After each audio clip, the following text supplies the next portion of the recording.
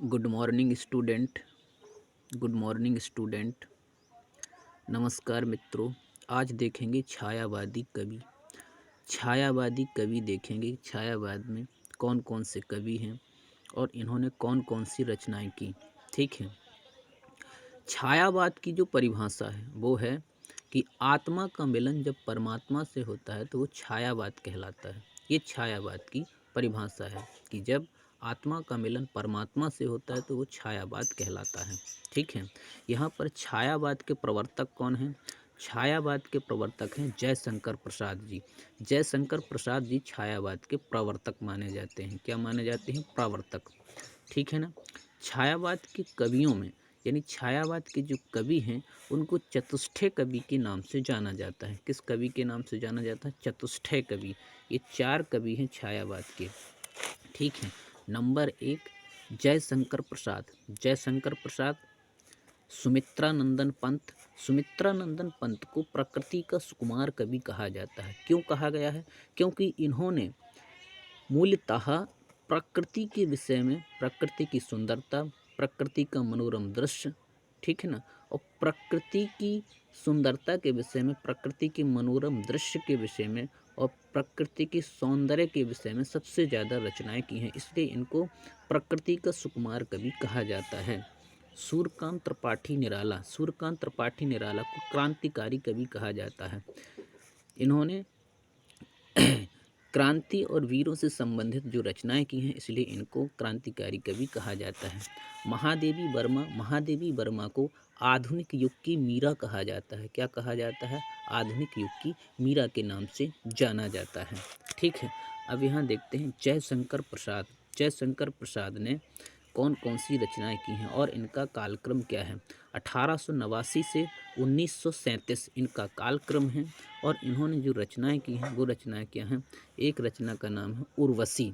उर्वशी 1909 में, उर्वशी की रचना 1909 में की और प्रेम पथिक 1914 में, प्रेम पथिक 1914 में और झरना 1918 में।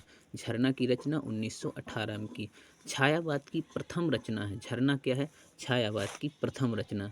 छायावाद की प्रथम रचना कौन सी है? झरना। ठीक है ना। छायावाद की प्रथम रचना है झरना। आंसू 1925 में। आंसू की रचना कब की? 1925 में। और लहर। कमायनी। कमायनी क्या है? महाकाव्य है। इन्होंने कमायनी की भी रचना की लेकिन कमायनी क्या है? महाकाव्य है।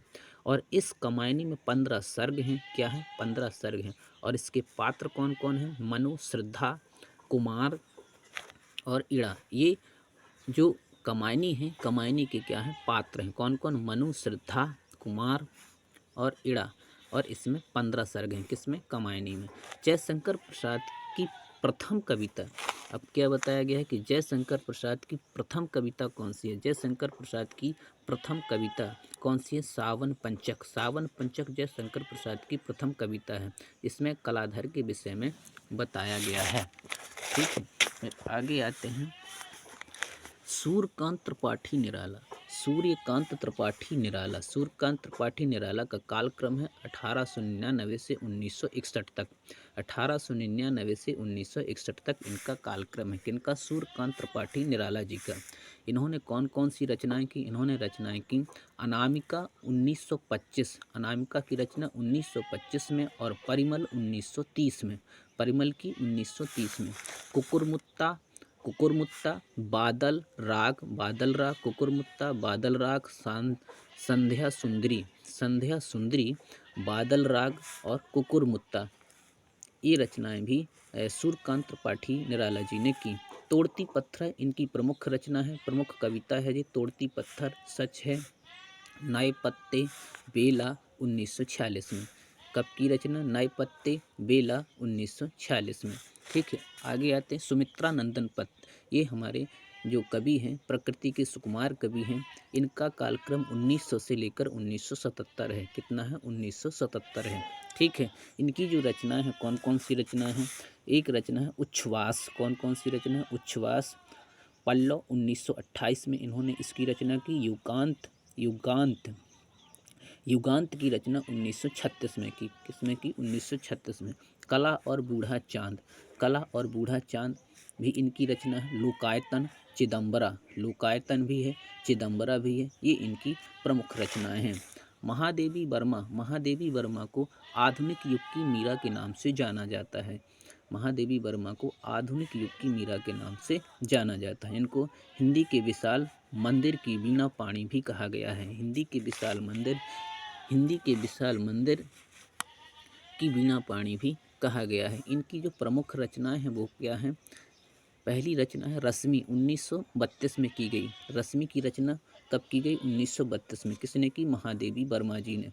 फिर नीरजा, इसका कालक्रम नहीं दिया गया है, ठीक है।